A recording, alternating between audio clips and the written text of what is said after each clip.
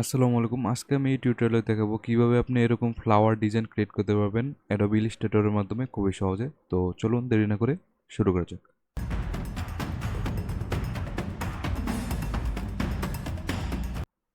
প্রথমে আমরা ফাইল থেকে নিউ একটা ডকুমেন্ট ক্রিয়েট করে নেব। আমি 1000 বা 1000 পিক্সেল একটা ডকুমেন্ট ক্রিয়েট করে নিলাম।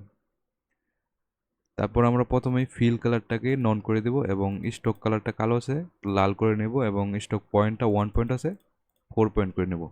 তারপর ভিউ থেকে আপনারা অবশ্যই দেখে নেবেন যে আপনাদের স্মার্ট কার্ডটা যেন অন থাকে। তারপর আমরা ইলিপস টুল নেব। ইলিপস টুলটা নেওয়ার পর অল্ট এবং শিফট প্রেস করে এরকমভাবে একটা ইলিপস আর্ট করব। তারপর সিলেকশন টুল নেব। সিলেকশন টুলটা নেওয়ার পর অল্ট প্রেস করে আমরা রাইট পাশ ডান সাইডে এটাকে ড্র্যাগ করে এরকমভাবে ইন্টারসেক্ট হয় এরকমভাবে বসিয়ে নেব। তারপর দুইটাকে সিলেক্ট করব। সিলেক্ট করার পর আমরা পাথ ফাইন্ডার টুলস থেকে ইন্টারসেক্ট করে দেব। আর আপনারা যদি পাথ ফাইন্ডার টুলটা না পান আপনারা উইন্ডো থেকে এই পাথ ফাইন্ডার ক্লিক করলে কিন্তু এই অপশনটা পেয়ে যাবেন। ওকে, এখন যেটা করব এই শেপটা সিলেক্ট থাকা অবস্থায় আমরা রোটেট টুলে যাব। রোটেট টুলটা নেওয়ার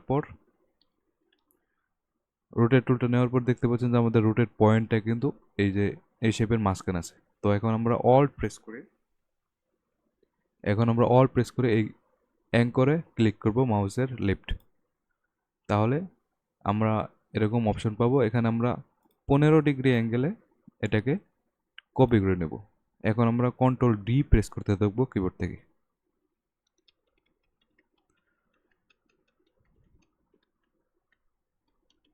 ওকে, এখন অল সিলেক্ট করব।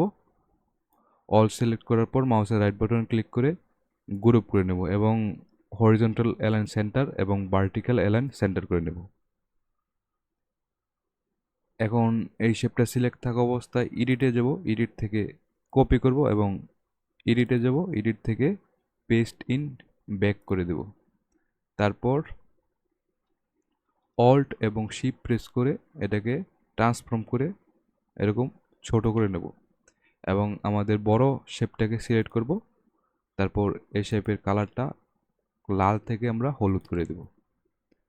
ওকে, এখন আমরা কন্ট্রোল এ তে অল সিলেক্ট করব।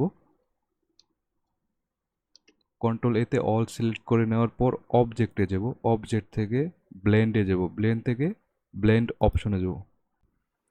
ব্লেন্ড অপশনে যাওয়ার পর স্পেসিফিক এখানে আমরা স্পেসিফাইড স্টেপস সিলেক্ট করব এবং 150 করে জাস্ট ওকে করে দেব। তারপর আমরা আবার অবজেক্টে যাব। অবজেক্ট থেকে ব্লেন্ড এবং এবার আমরা জাস্ট মেকে ক্লিক করে দেব। তাহলে কিন্তু আমাদের এই ফ্লাওয়ার ডিজাইনটা ক্রিয়েট হয়ে গেছে।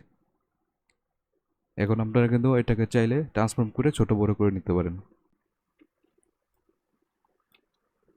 তো এই ছিল আজকে টিউটোরিয়ালটা ভালো লাগলে অবশ্যই চ্যানেলটা সাবস্ক্রাইব করে রাখবেন এবং ভিডিওতে একটা লাইক দিয়ে রাখবেন। আর টিউটোরিয়ালটা আপনাদের কাছে কেমন লেগেছে সেটা কমেন্টে জানাবেন। ধন্যবাদ।